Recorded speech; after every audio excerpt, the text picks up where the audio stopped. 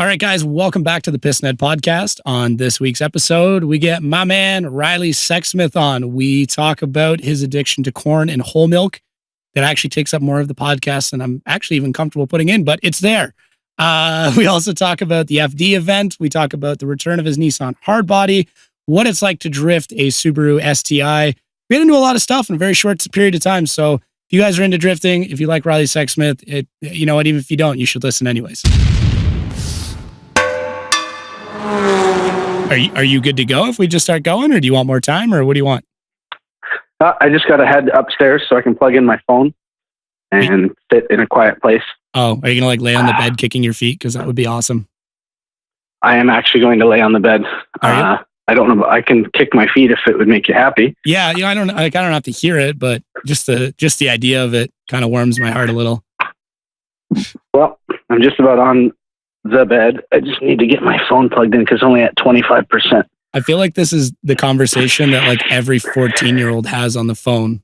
You know what I mean? Yeah, pretty much. Is this the part where I ask you what you're wearing? Oh man, you should see it. It's hot. Yeah. Homemade jean shorts and the auto t-shirt. Nice. Yeah, it's pretty sexy. Yeah, I'm picturing it right now. Okay, I'm officially laying down, kicking my feet, and my phone is plugged in. Good. I'm glad we can start this now. Although I'm pretty sure everything we just talked about is going to make it in the podcast either way. That's fine. I'm cool with that. I figured now that I'm trying to make you an internet celebrity, you should get used to these embarrassing moments. Yeah. Oh, there's plenty more to come. Don't worry. I know. I'm mildly concerned. So now that I've been editing this footage, I'm kind of concerned that and hopefully it blows up, that you are going to receive very large quantities of cob on the corn and corn. Nope, corn on the cob. No, and whole milk. I like to say cob on the corn, though. I'm glad you said that. I know. I've heard you say cob on the corn, so maybe that's why I said it. You screwed it up. Yeah. Put it in your head. But I'm editing. Part 2 is done, and part 3 is in the works. And every episode there is gratuitous shots of you eating corn on the cob and drinking whole milk. Man, it'd be amazing if people were just here's a cob of corn. It'd be like Corey Hossford with hot dogs. You could be the next Corey Hossford, but with corn.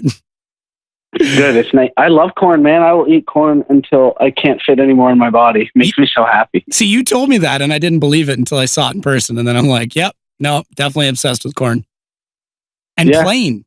I love this stuff. I don't like to dress it up. No. You want to know what the farmer's hard work puts out. Well, yeah, because you can there's some pretty crappy corn out there, but when you get a good one, oh man, nothing like it. Also, favorite childhood snack, frozen corn, straight out of the freezer in a glass dish. In the McCain's bag? Frozen. Yep. Yeah. I could crush an entire bag of frozen corn just sitting in front of the TV. That's something. That's definitely something. I don't know whether it's good or bad, but I'm not judging you. What can I say? I love corn. I haven't judged you in the past, and I won't judge you going forward. But I do kind of hope that sorry, my phone's messing up. I'm kind of hoping that people do leave giant bags of corn at the pits for us before we show up. Yeah, that would be great. I just have to make sure I eat it all. So I'm going to have to put in hard work. Yeah, those damn porta potties, man. I feel bad for them already. Oh man. So what's up? Nothing, man. I just wanted to catch up. I feel like it's been forever since I've seen you. It's going to be forever until I guess I'm going to see you next week. You will see me next week. That is correct. But will it be the same? Is it going to be awkward? Because it'll be I'm not actually working with you that weekend. I'm just around. I don't think it'll be awkward. I don't know. I think we could, work through this relationship. I would hope so. Okay. I would hope so. So next week's Grid Life, and you're bringing the STI back out. That is correct. Nice. I'm sure that's a crowd favorite. As much as the BRZ is awesome, don't get me wrong, the STI is a bit more of a showman, if I had to guess. One's the workhorse, and the other one is definitely the glamour girl. That's for sure. Oh, absolutely. I mean, objectively speaking, the BRZ is better in every way. But I like the STI more just because it's weird and people really enjoy seeing it. And I mean, it's not awful. It's just, it's not anywhere near as good as the BRZ is, but I love that car. It's just so different and cool.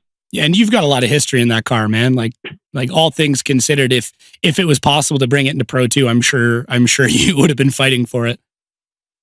Yeah, well, we were planning on it. Just we ended up getting that BRZ. The Subaru was supposed to go to Pro 2, but it just I don't know. Dove found that BRZ for a good deal and decided it would probably be a better move, and I'm pretty sure he was right. Yeah, it's a far more competitive chassis, and what you guys had to do to the STI, like that was a fair bit of work just to get it to drift, let alone the amount of work you would need to get it to meet the FD rule book. So, especially with the rack spacers and everything. Yeah, I mean, that car's still technically within the FD rules. It's just not anywhere near as competitive as it needs to be. Well, I don't know. Judging by some of the cars that came out for Pro 2, I think it would still be fairly competitive. It wouldn't be, I don't know if it would be a top 5 car like the BRZ is, but I still think it would have been competitive. But I do know Definitely. What you mean. Like having to wheel, from what you guys have told me, having to wheel that car and get it to slide and transition and initiate's not too much of an issue from what it sounds like, but just to get it to transition, like you would have been working way harder in that car. Oh yeah. Yeah. It keeps you on your toes 100%. There is no like kind of sit back and do a run. It's always, you have to be on it and watching everything 100% or else it can bite you or just make your run look like garbage. So what are the difference? So like, let's take something like Road Atlanta, because you've run that in both vehicles. What's the difference in your approach to running that layout? Obviously, the one for Grid Life isn't quite the same, but I feel like it's similar enough that you'd be able to kind of convert one into the other. With respect, like between the two cars, you're saying? Yeah, like how would you initiate in the BRZ versus the STI, and then like transitions and throttle control and gearing and stuff?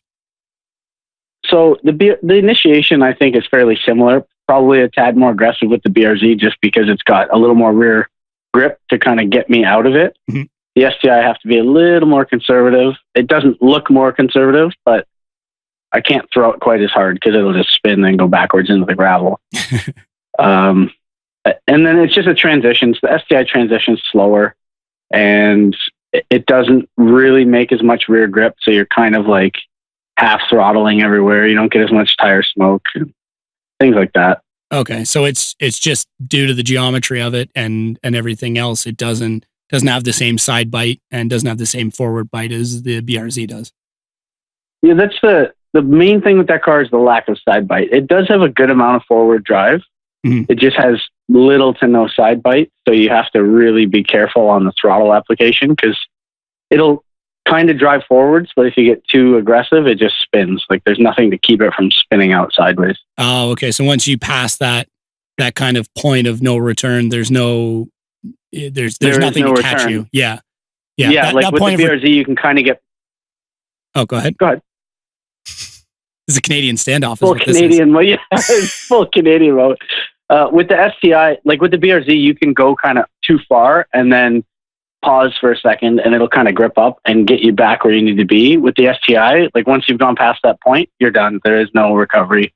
It's just like, brace for impact or whatever. Do you think that's a WiseFab thing? I can't remember. I don't think you guys are running WiseFab on the STI because I don't think they make WiseFab for that. But. No, they don't. If it was a newer STI, the BRZ stuff would work. But with that, no, I think part of it is I've never driven a stock FRS, so I don't have, or BRZ, I should say. Mm-hmm. I don't have the comparison between the two, but I mean, I'm sure WiseFab has engineered a lot of side bite and forward drive into the rear knuckles and all the rear geometry of that car.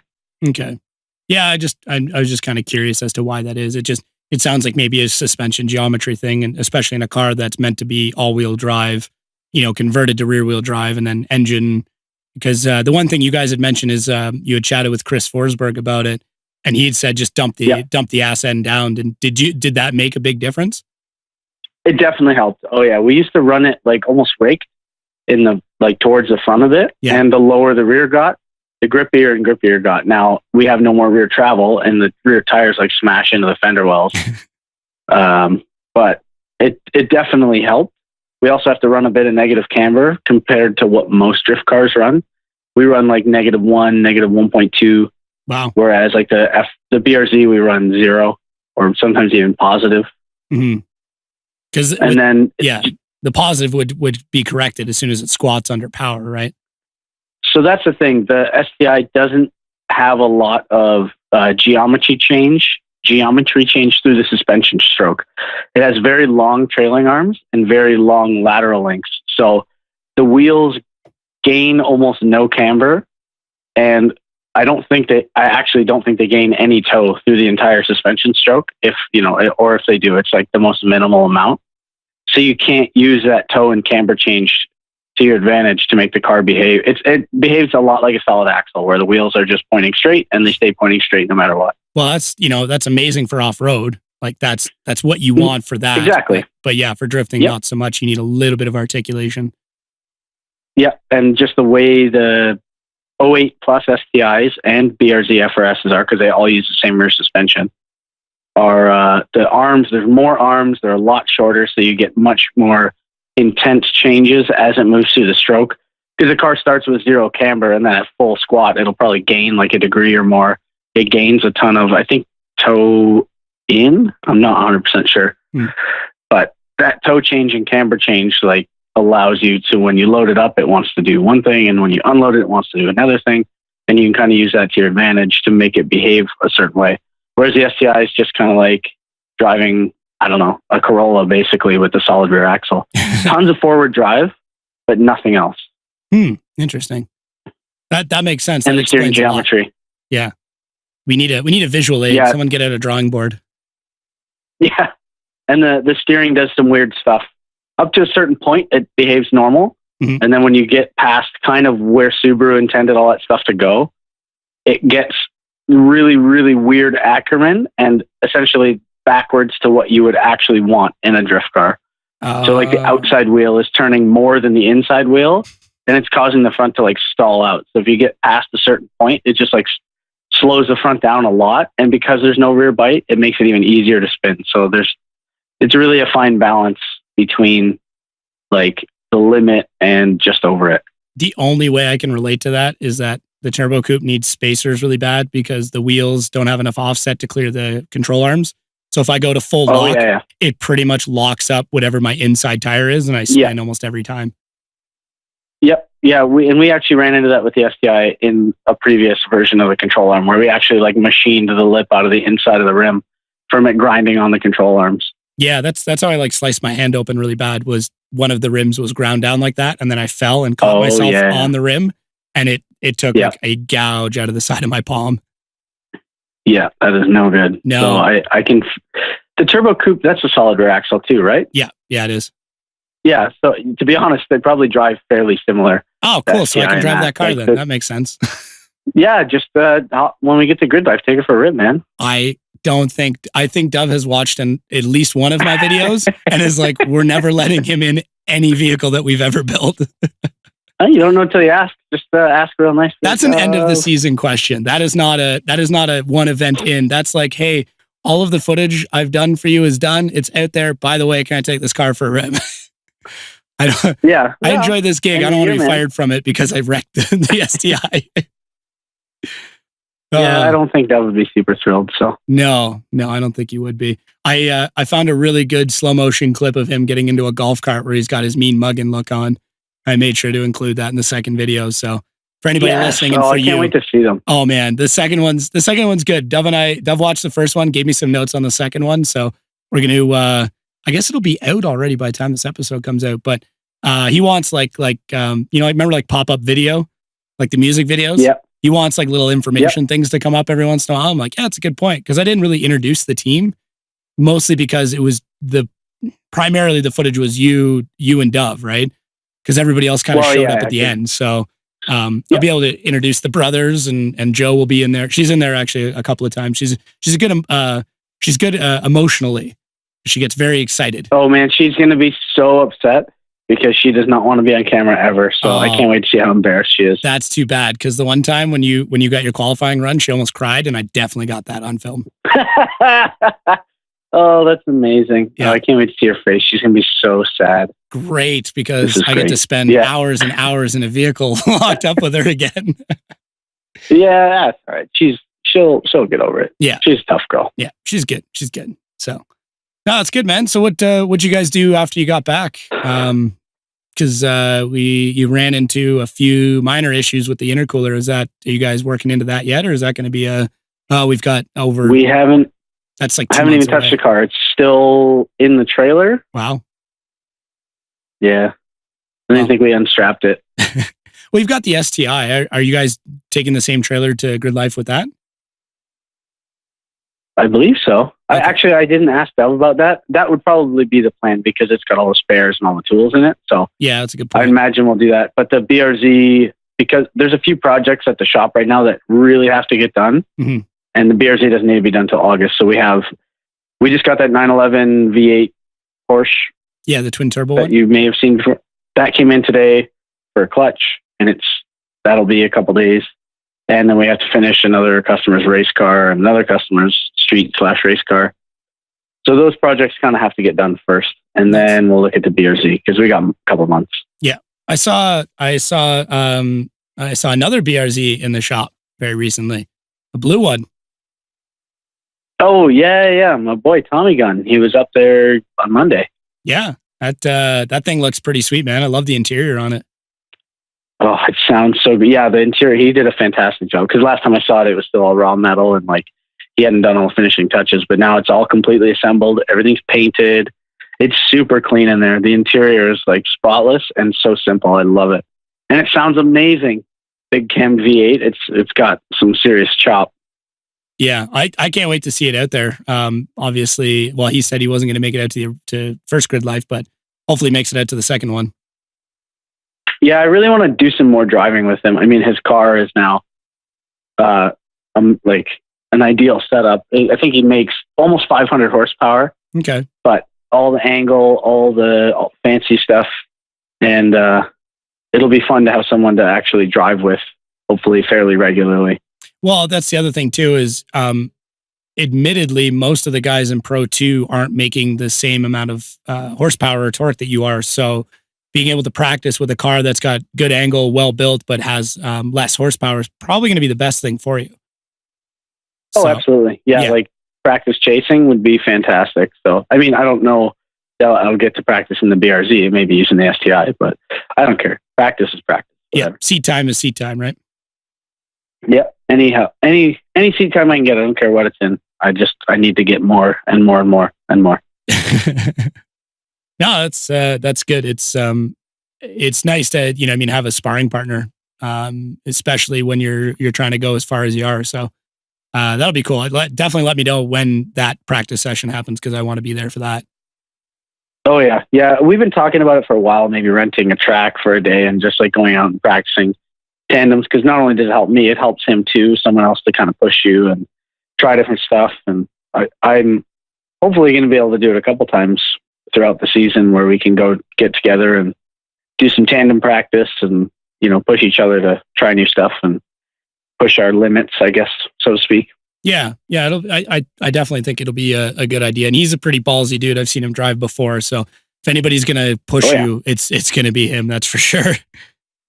Yeah. No, he's not afraid to push it past the limit sometimes. And now that he's always struggled with the car set, like not necessarily the setup, but it was always something like the MAF wiring was not working or the car was overheating or something was broken. So now he's finally got like a really nice dialed in car that has like all fresh wire. Everything's fresh and new and nice. So he can just focus on going out and driving and progressing. And I'm excited to see how he does. Yeah. I agree. Does he have any plans to run like Pro-Am or anything like that? I don't know I think so.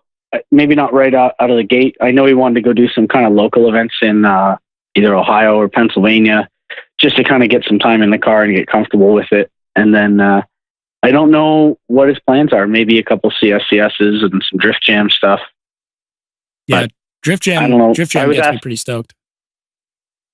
Yeah, I wish I could do Gamebridge. I can't do that one, but we'll be out there for what's the next one, Shannonville, I think. Yeah, I think so. I'm gonna try and come out to as many as I can. I don't know if I'm gonna make it out to Gamebridge, although that's the one that's closest to me. But I have a strange. Oh yeah, that is right near your neighborhood. Yeah, it's like an hour and a half away. It's like closest track. So it would be nice. I really hope that series works out because it would be nice to have a drift focused series in Ontario. Yeah. And maybe it'll bring some new faces into the sport, or maybe bring some old people out of either retirement or, kind of bring some people who have been away from the sport for a couple of years back into it. I'd love to see some of the like OGs from Ontario come out and shred. Bring back Dave Briggs. Start a petition. Dave Briggs, Brad Carlton. Yep. I know Pat Steer is kind of hooked on rally right now, so I don't think we'll see him for a little bit. I can't blame him for that though. No, rally's a pretty nuts sport, so I can see how that may take over from drifting. Oh yeah. I was already talking to him. He's like, man, it's amazing. I see all his Wise Fabs up for sale. I think his car's for sale. Wow. So he is. He's all about rally, and I support that decision 100%.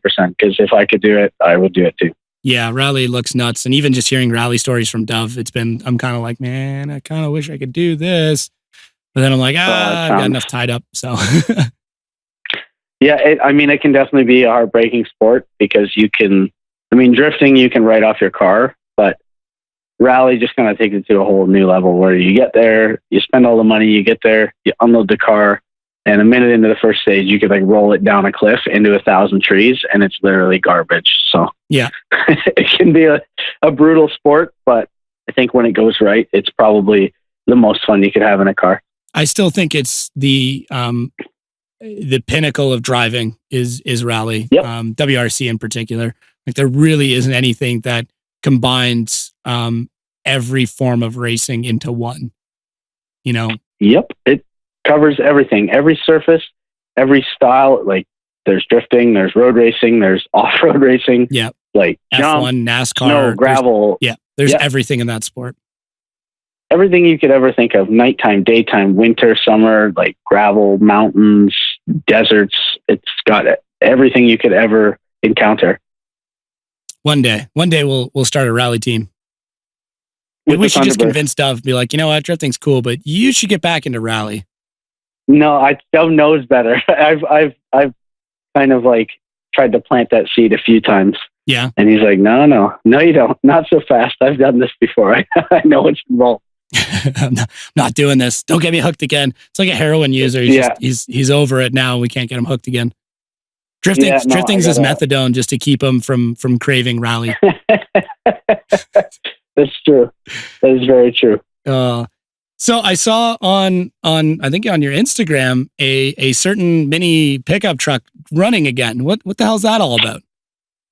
Man, it's I haven't been telling a whole lot of people yet, but my plan is to get it out for Boonies Bash this year. No fucking way. That's my plan. I'm currently shopping for a few sets of wheels, and I just ordered some parts for it. I got to put the transmission in it and do some other small stuff, but I'm hoping when we come back from Grid Life that I can pick it up from my house and bring it to the shop and get it ready. Man, I wasn't going to go to Boonies Bash, but that just single-handedly changed my mind. I don't want to, make any guarantees yet because the truck hasn't been driven in 4 years, so I don't know. There may be other stuff that I haven't even seen yet that it needs, but my plan is to kind of give it a once over, just the basics to get it back on track and go out and be like old times. Hopefully, we'll see. That would be insane. If you do it, you should try and do it as incognito as possible. Although I think we just kind of blew up the spot right now, but a little bit. But yeah, I think if you can make it out to any top drift, Boonies is a pretty good goal. I think that's a good amount of time. Considering it was in decent shape, like obviously it needs some love, but I think you're able to still go out and at least shred at Boonies with it. I hope so. It needs some minor engine stuff, just little maintenance items, and it needs brakes all the way around, and changing the rear differential because I have a different ratio that I want to put in it, and it needs transmission and wheels and tires. And that's all I know of so far that I can physically see. Yeah. We'll see once it gets like yanked out of its tomb from where it's been for years. We'll see what else, what other surprises are hiding for me. That would be nuts. So I'm cautiously optimistic about this, and I hope it works out because I would be very excited to even. I'm not going to say tandem because I'm not at the. Well, I did my first set of tandem on the last drifting event, and damn near went off course. So it was a great way to get started with it.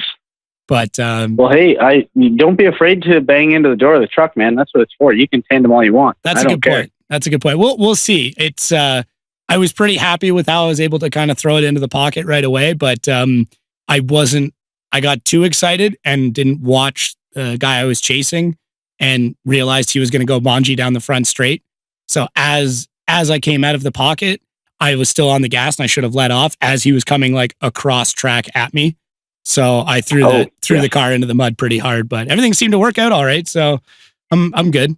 But yeah, I was like super excited. I did a couple little tandems through the S's and then I got like right into the pocket on the big corner before the straight. And then I was too excited and didn't watch what he was doing. And he damn near came into the side of me. And then we got off track and he's like, man, why didn't you let me hit you? That would have been awesome. And I'm like, because I kind of still want to drive this car. Yeah, because I don't want to wreck my car. I'm afraid I'm going to come out with the truck and forget how to drive it and just spin every turn because I'm so spoiled with like real racing cars now that some like ancient relic of a pickup truck is going to be so hard to drive. I don't know if I'm going to be able to do it. I would say just do the usual, like hit the skid pad, do a shakedown and be like, okay, I got this. And then don't go back to the pits and just go straight on track. That's kind of my ritual. Yeah. And that's what does it for me. We're good. It's good. I know what I'm doing. Let's hit the track. I'm really bad for like some people like tiptoe into the pool. I prefer to go right to the top of the high dive and just jump head first. So without knowing how to swim. It'll probably be a case of, basically it'll be a case of going full speed down the back straight and just throwing it into the first corner and being like, well, I hope this works out. Oh, that's funny, man. That's funny. Yeah, well, if it works at any event that you're going to, I will do my best because really, your FD schedule is kind of my biggest scheduling conflict. So if you have the time to make it out to a Top Drift event, then more than likely I'll have the same amount of time. Well, I'd love to shred in the T-Bird there. We can tandem. You are more than welcome to take the T-Bird out. Now that we finally worked out a lot of bugs and I've learned how to drive that car properly, I'm putting air quotes. You can't see them. Because we threw that new turbo on and it's awesome and it makes a ton of power, but it doesn't make it until 4,000 RPM. So, okay. And that thing redlines at like 6. So that doesn't give me a lot of room to work with. But gear selection is critical. Yeah. But the issue is like in second, it doesn't make enough boost yet. It makes like 5 pounds at redline. But in third, it makes like 20 pounds at 4,000 RPM. So perfect. There you go. Yeah, so I'm gonna try some tricks that I've read online to try and get the turbo to spool up a little quicker. I'm gonna do the usual like exhaust manifold wrap and maybe turbo blanket. I would love to put nitrous on it, but I can't constitute the cost right now. Yeah. And Nitrous Express has been amazing to me, but we talked about it and they're like, man, this isn't really the car we're gonna put nitrous on. I'm like, I hear you. And I'm too cheap to pay full price for a nitrous kit. So it's probably not going to happen. But wishful thinking. Yeah, I know. The guy who's been helping me a lot with the 2.3 engine in particular, he came out to the last drifting event. I got to take him out finally, which was great because he's helped me a shit ton with that engine. And he's like, man, this thing is untapped right now. Like if we can, throw a little bit more timing into it, there's got to be a fueling issue. If we can fix that, then I think we're fine. And I'm like, okay. He's like, I think it can spool at like 3,000 if we do everything. I'm like, if we can spool it, if we can boost at 3,000, then this car is a rocket ship and we're set. So we'll see. Oh man. Like that'd be fantastic. Yeah. But it's doing what it needs to do. I was able to do turn 1 or turn 0, whatever you want to call it, off the front straight. It's the first time I was able to do that in that car. Came down the front straight and just like full throttle into it. And it hit boost like in third just as I entered into that corner. And powered itself over, and I just set my line, and it was great. It was one of those, like, I'm sure you've had them. It's one of those moments you're like, fucking finally, it's doing what I want it to do. Yep, absolutely. So now we just got to work on getting you top of fourth down the front straight, just clip the wall at the back going into turn 0, and just mat it to the floor and enforce. I would like to. I made the mistake, and this is a discretionary tale to anybody listening. I bought an Amazon hydro e-brake, and the master cylinder in it fucked up and locked my brakes on. That's what you're saying. Yeah, I remember telling you your brakes locked on. Okay, yeah, that explains it. I melted through a set of pads in like 2 laps and damn near caught my get a Willwood Master. They're like $40. Yeah, that's what I'm going to do. I just like the whole e-brake cost me like $30. So, hey, that's a good way to do it. I did the same. I bought the cheapest e-brake for my pickup truck. I bought the cheapest e-brake on eBay. Yep. And then I just went on Willwood's site and bought like the same master cylinder that you get in the fancy e-brake kits. And that was like $40. So for $80 or $90, I had a somewhat almost halfway decent kind of not garbage e-brake. I think that's what I'm going to do. We threw a gigantic handle on it as per usual. It was like an old jack handle that my buddy had laying around, and it just looked badass. Perfect. So I did that, and it was like I didn't have to pump it, but the problem was it just didn't release. So once I started using the e-brake, it was nice because it rained on the Saturday. So I was able, it was the first time I've really done a lot of drifting with the e-brake. Because with the Miata, I could just, it was so heavy, it would just slow itself down. And it was so torquey, I could just throw it into a corner.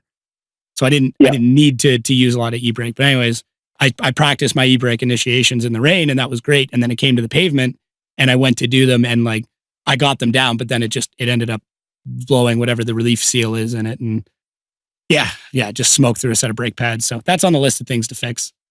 But yeah. Well, you got time. Yeah, I got time. If you can have your car ready, if you can have your truck ready by then, I have no excuse why I can't have the turbo coupe ready. I'm going to try my hardest. Like I said, we're going to come back from Grid Life, and provided I'm still in one piece, you will be. I will do my best to get that truck up and running and ready to do some drifts again, because I've been missing it. I was sitting in it with it idling in my garage, and I just went, oh man, this thing needs to come back. I miss it so much. This isn't you telling me that was a suicide attempt, is it? Because that's I'm just saying, sitting in your garage with the car running. The doors were open. Sorry. The door, yeah. Both doors were open. It was okay. This is the most public call for help ever. Yeah, please, somebody. Oh man, yeah, that's gonna be pretty badass for sure. So we'll see. And your schedule is kind of hopefully do Drift Jam and CSCS and Grid Life in the STI. That is the plan. Ideally, I mean, things can always change. We'll have to see how this first Grid Life goes and how the car survives. But yes, the plan is to use the STI for Grid Life. Yep. For 2 Drift Jams that we can get to. Mm-hmm. And for, I think, most of the CSCSs, whatever ones don't conflict, other than the one this weekend, which obviously we're not going to be able to make it to. But that's okay. Yeah, the first one, nobody watches the first one anyways. Don't worry about it.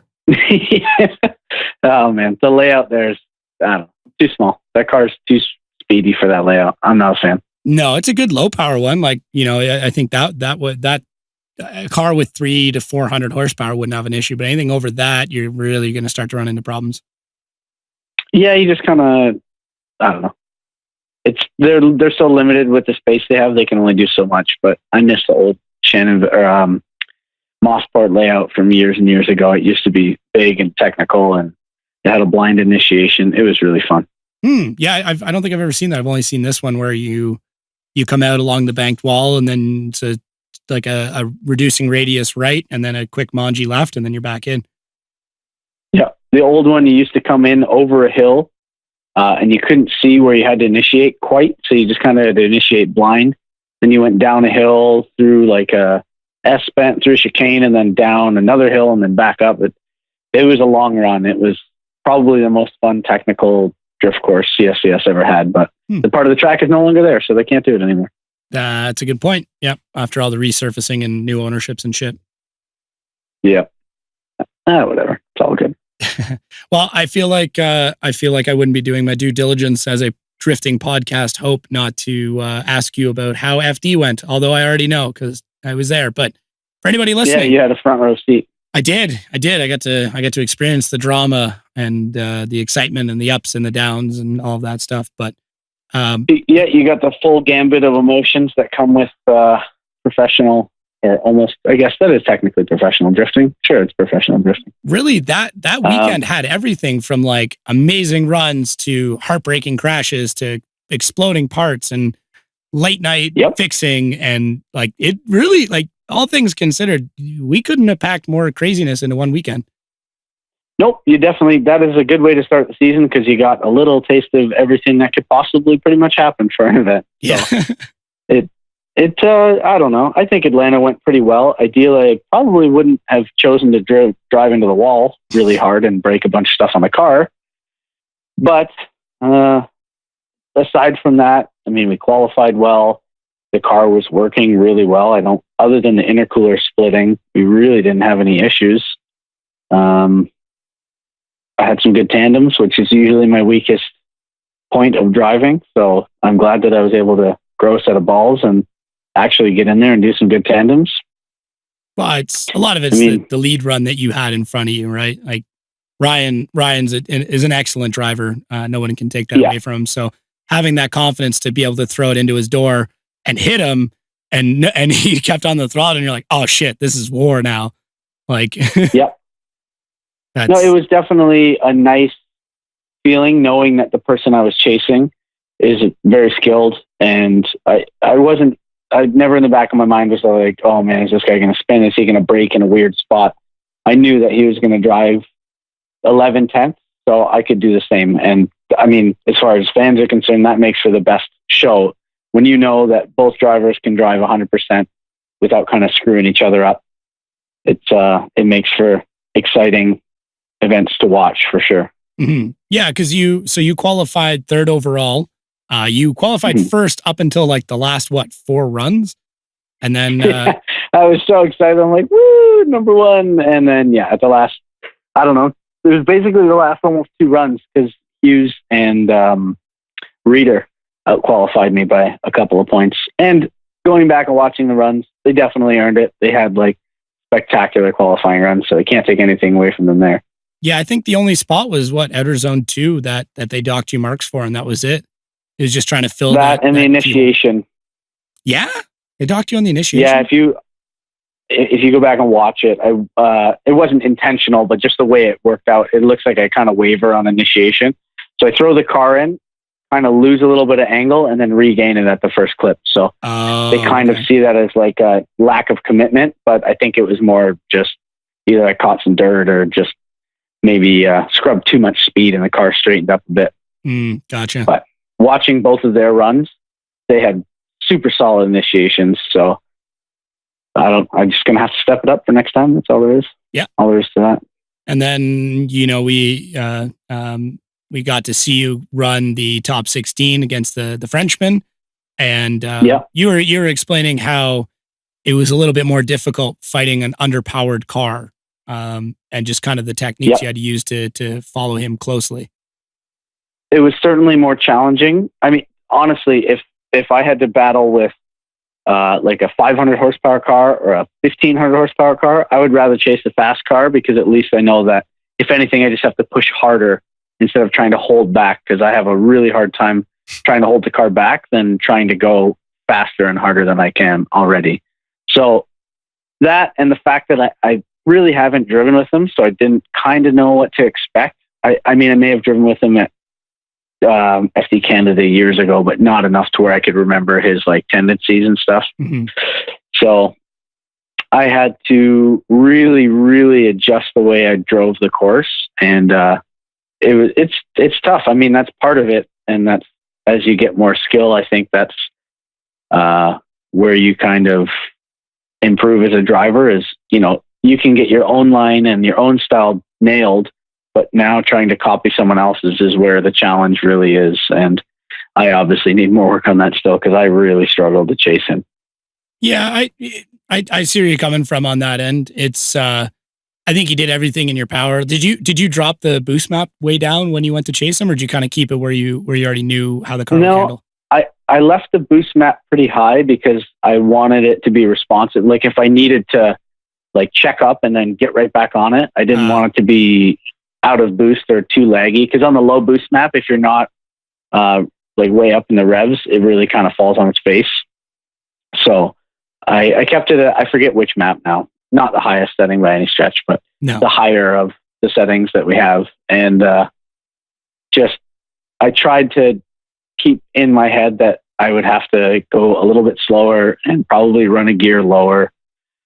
And even that was difficult. Really trying to hold the car back is hard while still trying to maintain a nice smooth line. It for me, it just makes it look super jerky. And I don't want to break the car either. I don't want to just sit there like doing clutch kicks and e-brake drags because I'm going to blow up the diff or blow up an axle or something. Yeah, you utilized a fair bit of left foot braking, especially in the keyhole to kind of hold it back. Yeah, enough so that I flat spotted the front tires trying to hold the car back. I didn't realize I had locked the fronts for a little bit, but they were just pushing straight along the ground because I came back and the tires felt like rectangles. They were awful. I didn't know that. I guess I wasn't looking too hard at the tires because the next time did you guys swap out your fronts before you did Ryan Literal? Nope, they were just very shaky. Ah, okay. I wasn't sure. So those are the same tires then when you decided to say hi to the wall. Yes, that is correct. Yeah, they have one gnarly flat spot in them each. Just up in the keyhole, I had my foot hard on the brakes in second, and it wasn't slowing down a lot. I thought the brakes weren't hot enough, but it was just the front tires actually stopped rotating, and I was just like pushing them along the ground. So I can like look back because I'm going to be editing that footage real soon. I'm going to see if I can spot that. It'd be interesting. Right before I spin on I think it's my second chase run where I spun. Yeah. It's because the front tires were like locked up. And then as soon as I let off the brakes, I just completely looped out. Okay. Yeah. I'll have to look for that. I think I was in a bit of a blind spot to see your wheels at that point, but I'll take it. Fortunately, it was in a bit of a blind spot because it probably looks really messy, but it's, I noticed on the way back up the hill that they had flattened out quite a bit over what they were when I started that run. So I'm sure what everybody is wondering is what is your kind of explanation for that crash? Like from my perspective, it looked like you just ran out of tire completely. Like you went to put the throttle in to chase him up the hill and the car is like, nope, nothing left. Like we're going this way now. To me, that's what it felt like. Okay. Cause if you listen, like going back through it, I've the ability to watch it hundreds of times if I choose, I could hear you hit the throttle. But the car did not like lock up. It just continued to float off. Yep. That's kind of, I mean, watching it again, I did transition a little late, but right after I kind of figured out where I was through the smoke, I went, okay, I'm a little off. So smash the throttle and it'll kind of shoot me up the hill. Yeah. And then it just kept going sideways and sideways and sideways. And then eventually I knew I was going to hit the wall. So I'm pretty sure I hit the brakes because I could see brake lights. Yeah. But yeah. It looks like you turned away from it. Like you were kind of coming into it and it looks like you jacked the wheels to the right and hit the brakes to kind of turn away from hitting the wall. So, which I think I was trying my best to avoid it. Yeah. What's funny is like you were car number 5 or 6 that hit the exact same spot. And funny enough, and I was giving people a hard time about hitting the wall and then did it myself. But I think it was that new touch and go they put in. Like the inside touch and go, you know what I mean? Yeah, a lot of people didn't. I don't know if people don't like. I kind of like that line. It makes sense to me to stay tight there so you can get the transition nice for the hill. So it didn't, for me, I didn't feel like I had to adjust my line a lot to make that work. I mean, I may not have hit it perfectly every time, but that's kind of naturally where I like to drive. Yeah. But I think for a lot of people, it forced them kind of out of their comfort zone, which probably upset their line going at the wall. For me, I don't know if there was something on the track. To me, it felt like the tires there was nothing left of the tire, no side bite. And then as soon as you hit the grass, there's no saving it. I mean, I tried and there's just no grip. No. Once you're on the grass, it's pretty much all over. So you did move the wall about 1.5 inches though, just a heads up.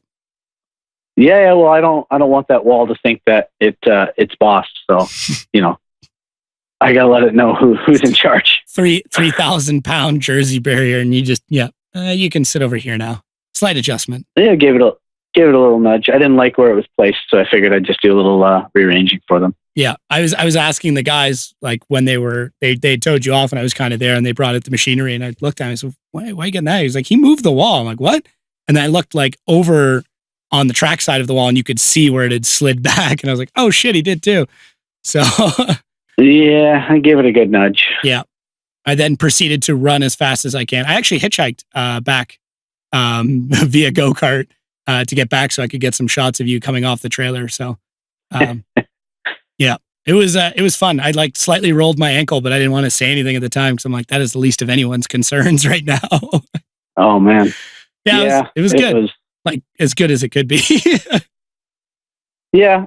I mean, I guess the positive from that is that a ton of people were talking about the run after, and like it was not only the tandems, but the crash, like it was quite a spectacle. So at the very least, we got some more attention from it, but it would have been nice to just finish the run and hopefully move on to the final four. But what are you going to do? Yeah. Hindsight, I would say you took that battle possibly a one more time. If you would have completed it, I would say like one judge would say it one more time and the other two would say Riley, but that's just me. I'm a little biased as well, but you definitely had him in the lead. Like he was struggling to keep up with you, and depending on how they would have judged the contact, I think you would have got it. So that's just me though. Yeah, at the very least, hope for one more time. But it's in the past. I mean, we still ended up 5th overall. Yeah, that puts you in an amazing spot going into, was it St. Louis next? Yep. And that's a track you're familiar with, which is also nice. It is nice. I mean, I have no idea what layout they're going to run, but if it's anything like the old MDU layout, then it's great because that gives me and a few other MDU guys a big advantage coming in, at least knowing kind of what to expect and how to set up the car. Yeah, exactly. It gives you just even if it's like 2 or 3 more runs worth of experience, right? Like every little bit counts, especially in this sport.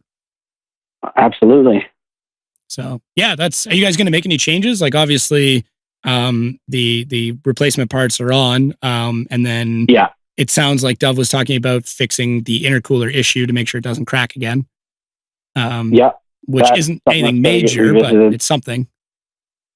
I think we'll go back to our Texas setup, and I want to just add a little gearing to it from what we would have had in Texas. Because in Texas, it was just a little bit on the short side.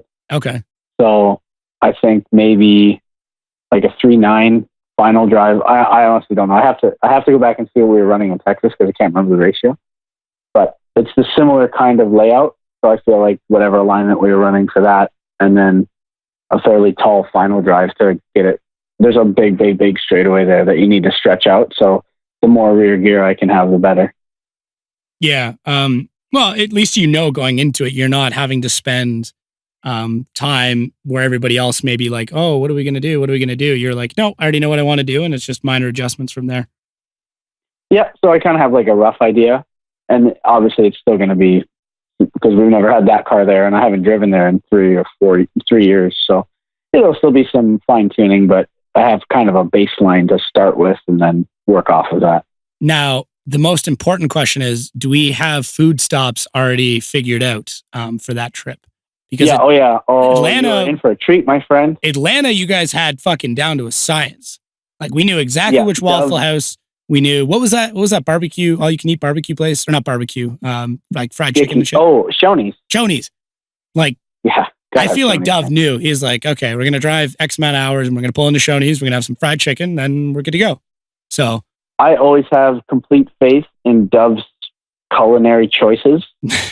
He has never once steered me wrong, and no matter where we are, he is always extremely adept at finding the best meals. So on the way to St. Louis, we have to drive through Indianapolis, which means we get to stop at one of my favorite places to eat in the entire country, Shapiro's Deli, which is right downtown in Indy, and it is like old school, like proper deli. Yeah. I'll take up a whole podcast. We can have a podcast dedicated to just me talking about this deli. So luckily it's on the way there, so we can stop there for a lunch, fresh baked rye bread. I could go on forever. I'm making myself hungry just thinking about it. Good sauerkraut, mustard. Oh, down. Everything you can think of that you would think of in a deli, they have it, and it's amazing. Sweet. That gets me pretty pumped.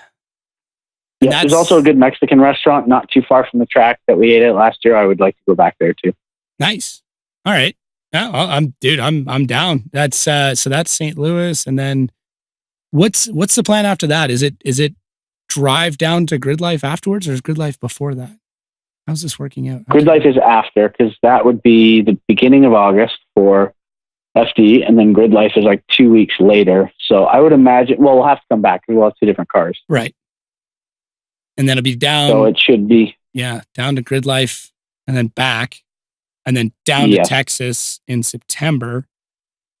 Yes. And then I think Dove said he knew somewhere to store away safely things, and then it's off to LA. So, I wanted to talk to you about this. I think I mentioned it before, but I don't know how much time we can take while we're in LA, but I think we should get a little press tour going. Like I know I can get a hold of Matt Fair to get us on the podcast there, and then I think getting onto Hoonigan wouldn't be an issue either. So maybe even go over to Race Service and see if we can do a little press junket while we're down there. I would love to go explore. I just want to find snacks. Yep. I want to find tacos. So if we could just do a taco tour of Los Angeles, like I'm fine with that too. But if you want to do race car stuff, I mean, that's cool too. Well, yeah. So Sam Nelvin lives down there. So, I'm sure he can guide us to all the local food spots, and eventually we'll do some car things on top of that. But I think we're down there. So, why not, right? When in Rome, eat tacos. So I think that's how the saying goes. It is exactly the Roman tacos. Yeah. World renowned Roman tacos. Yeah. That's the one I'm most excited for. Actually, my wife was bugging me and she's like, what if I fly down there? I'm like, well, if you fly down, then maybe we'll stay longer and take my son to like Disney World or whatever while we're there. But that'd be fantastic. That's what I was thinking about. I'm like, well, if I got to go down anyways, I'm like, why don't you fly in? You can watch FD. We'll like bring our son. And then, cause he really wants to watch FD. Like he watches all the live streams with me. And, I know he'd love to actually go and then take him to Disney World for 2 days or something like that and then fly home. So that's what I'm thinking, but I don't know. We'll figure something out, I'm sure. If you want to come to Disney World too, you're more than welcome. I actually have been there in 1997 or 1999. I can't remember. Now, did you go to Disneyland or Disney World? Because one's in Florida and the other one's in California. Yeah. Land is in California. World is in Florida. Oh, okay. So I got it backwards then. So Disneyland. Okay. So Disneyland is the original. It's the old one. Yeah. And that's where I went as a young child. But I don't remember any of it. You can fit Disneyland in the parking lot of Disney World is what I was told. Yeah. I've never been to Disney World, so I don't know. But I know it's much more newer and bigger and fancier than Disneyland. Okay. Well, either way, I think maybe we should do an end of season celebration at Mickey's Funhouse. Yeah, hey, if Dove's down, I guess we could all get those little hats with the ears and maybe ride a roller coaster together and get one of those like snapshot moments where we're all going down the hill with our hands up, smiling, that kind of thing. Can we? Oh my God, that would be amazing. Yeah. I think it'd be even funnier if Vin and Nam were there, but not smiling. Oh yeah, no, Nam would be mean mugging no matter what it was. He'd be the meanest of mean mugs. No matter how much fun was being had, he would never let on that he was enjoying it. He did like sit forward in his seat during the final battle. That's the most emotion I've seen him display towards drifting.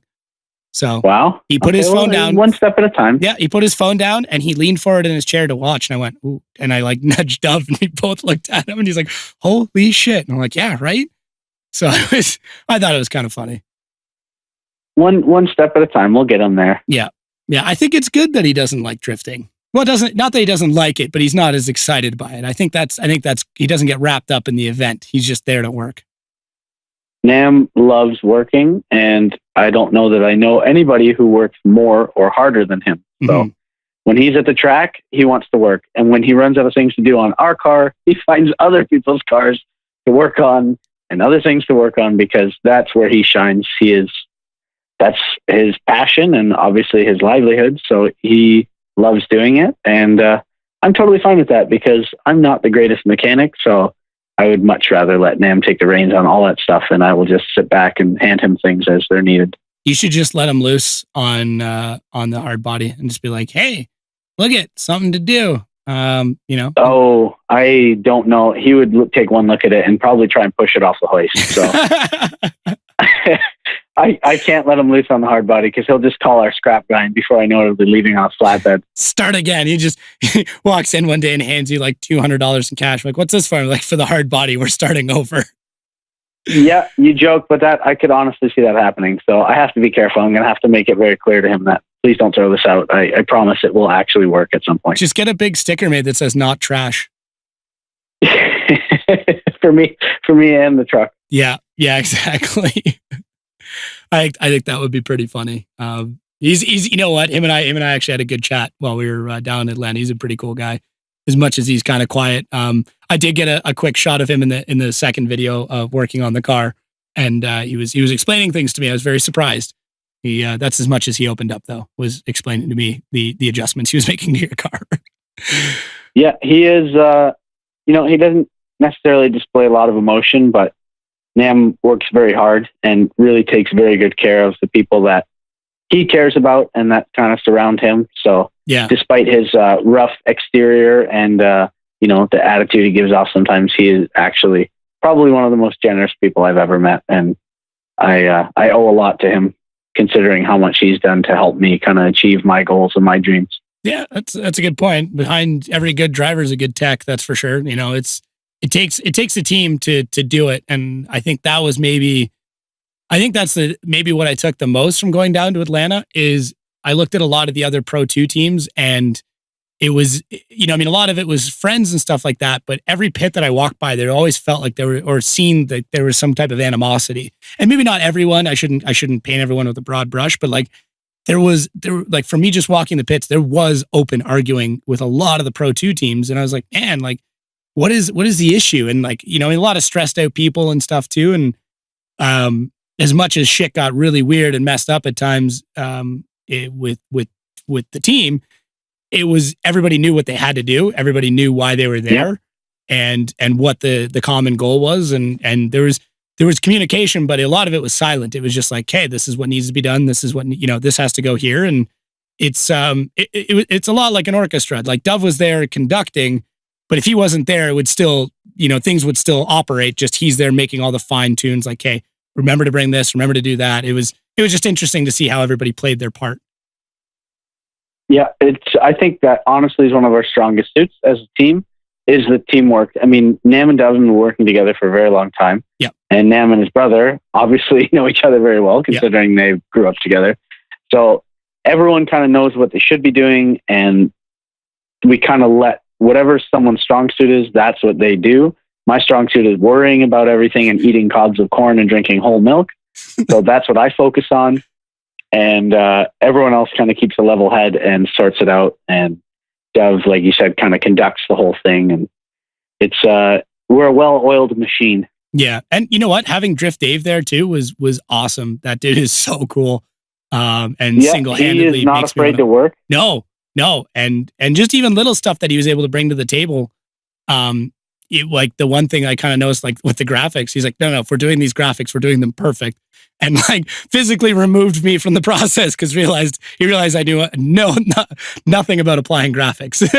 I'm very glad he was there for that because I'm also absolutely terrible. So yeah, it was really cool for him to volunteer his time and make the trip down. Cause I mean, he drove himself there from Ohio. It took him, 10 hours, 12 hours or something like that to get there. And I really appreciate him doing that for me because, he didn't have to do anything at all. He's not obligated in any way, but he wanted to come help, and he put in some really hard, long hours just to make sure that everything went smoothly. So, and that Honda Element came in absolutely perfect for delivering fuel. Right? Everyone's talking shit about the Element, but that is one of the most practical vehicles he could have brought. He couldn't have brought a better vehicle.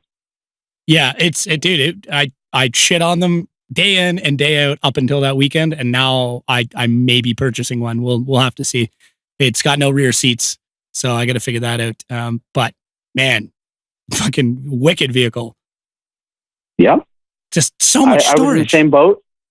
I could care less about them, and then Vin bought one for himself, and I drove it a couple times and went, "Wow, this thing's like extremely practical and fuel efficient and reliable." Yeah. And there's a lot of ups that go with it. So to all Dave's friends that are giving him shit for buying that, you just wait and see. He's made the right decision. Yeah. One day you're going to need that Element and you won't be laughing. Yeah, exactly. Did you ever see Nextmod's element they had for a delivery vehicle that was boosted? No, I never saw that one. Yeah, they threw a turbo on a Honda Element. I don't know how much power it made, but I was always like, man, why would you do that? And now I'm sitting here going, man, that'd be a perfect parts delivery vehicle. All-wheel drive, turbocharged, Honda powered. Yeah. That is the ultimate combination. I know, right? It's too perfect. Anyways, man, we're already, I think we're at an hour or a bit above an hour. So yeah, 20 seconds to an hour. Fuck yeah. Look at it. Look at my internal clock. Man, that was good. You were bang on. 20 seconds off from an hour. But yeah, dude, thank you for coming on. I knew we were going to do this down in Atlanta, but man, I was so tired and everybody was so tired. Yes. And, oh man, I still have not caught up from that weekend. That was crazy. I came back and went right back into it, and I still need like a weekend of recovery because whatever it was, 16, I forget how long the one day was, 16, 18 hours. Yeah. It took a toll, that and the heat and the sun. It wears you out. So for the record, at least we got lots of time to rest. Those tacos we ate right as we got back into Canada did not do well. I should not have done that. Didn't help you out? No. The $25 we spent at Taco Bell for 3 people in Pennsylvania didn't help out. Yeah, I should not have eaten those. Hey, I had to introduce Joe to the finer food that's available in America because she has never frequented a Taco Bell, and I just really wanted to expose her to some of the culture. Yeah, in the United States. Once again, when in Rome, eat tacos. So. Right? They got it right. Whoever said that, Caesar, whoever it was. Aristotle. I'm going to say it was Aristotle. Yeah, you're right. Sorry. Aristotle. Maybe I believe that was written in 2102 BC. Yeah. I believe. Worst history lesson ever. Oh, shit, man. All right. Well, I'm going to see you in approximately a week. I guess a week and Thursday. A day. Week and a day. My new camera will be meeting me there. So very excited to be shooting you in 4K for the rest of the season. I don't know how everyone else will feel about seeing me in 4K. Maybe we should just do it in like a 260 or whatever, 360p, just to give all the viewers a break. Oh, come on. The amount of time that I've seen you groom your beard, it deserves to be in 4K. Well, yeah, because it just barely, 720p is already hard enough. I don't know how I'm going to need a full-time barber on staff for the 4K. We need to get you a beard oil sponsor. That's something that has to happen. I'm going to take that as a personal project above and beyond my responsibilities. And I'm hoping that by the time we go to Texas, you will be fully beard sponsored in one way or another. I will have the oiliest beard in Texas. I cannot wait. Yeah, we will be able to deep fry upon your beard.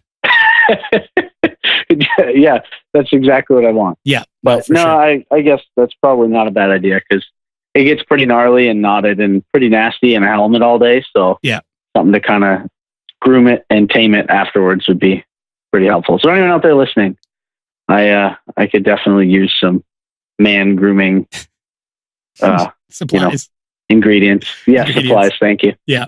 Yeah. I'll make some calls. I'm not a bearded fellow, but maybe I will try and grow some beards and we'll go from there. Yeah. All right, man. Do you remember your Instagram and all that stuff? We've been working on this. Do you want to give a shout out? Yeah. Your Instagram handle and where people can find more information about Mr. Sexsmith. Well, there's me. I mean, my personal Instagram is at Sexsmith Drift. The shops is at NV Auto. There's usually a little more information going on that. I try to be a little more diligent with my Instagram, but Dove is constantly on top of it. So he's always got a little more content than me. And I mean, who else should I shout out? The Instagrams. There's all the guys at the shop, their own Instagrams, but I don't want to blow up their personal ones on here just in case. Yeah. No, I hear you. And then I'll make sure to throw some links down to all of the sponsors that support NV Auto and Sexsmith Drifting. They'll be down in the description. And there's a lot of them, and without their support and parts and help and whatever else they do for us, it would make it a hell of a lot harder to do this. So thank you to everyone who makes it possible for us to go smash cars and eat tacos and all that good stuff. And corn and whole milk. Yeah, I need a farm sponsorship so I can just have unlimited cobs of corn and like 50-gallon drums of whole milk. I'm gonna pitch it to the corn growers of America and be like, hey, your the car is powered by corn. Yeah. Right? Yeah, the driver both powered by corn. Yep. All biofuel, both of us. Alrighty, man. Well, I'm gonna let you get back to whatever it is you're up to. Thanks again for coming on, and I'll see you in a few days. Actually, when this podcast is coming out, we'll both be on our way to Grid Life. So I'm looking forward to it. Again, it was a pleasure. I always enjoy chatting with you. We'll have to have more heart-to-heart, in-depth conversations about life and all sorts of philosophical debates that we have on the road. So we'll have lots of that coming up next week. It got deep, that's for sure. It got very deep, and I've thought of more things to bring up. So good. I'm just stockpiling thoughts, like shower thoughts that I have for our road trip. So the taboo just wait subject to have pool your mind blown. Yeah, the taboo subject pool is getting full of ideas. I like it. Oh yeah. Alrighty, man. Well, you have a good night, and thanks again for coming on. Not a problem. I will see you in a week. I will see you soon. All right. Take it easy, buddy. All right, guys. Thanks again for listening. I hope you enjoyed that. Very excited to be spending the season with NV Auto and Riley Sexsmith covering his Pro 2 rise to fame, hopefully. Make sure to check out the links below. There's some videos that I've been working on that I've been doing with that team. Also, make sure to head over to the Patreon site. That thing has been going pretty well. We've got the car build that's going on there. We need some more support to get that rolling. But every dollar that you donate gives you a ballot to win that car, as well as your input on what we're actually going to be building. Obviously, check out the PIstonhead Podcast. You're listening to it now, but let your friends know. That's the best way for us to grow.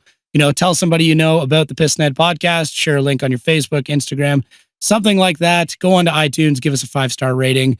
That is how we grow. That is how we get bigger. It's how we get cooler guests on. Although Riley's pretty cool, but maybe we can top that. Anyways, guys, thanks again for listening, and we will catch you next week.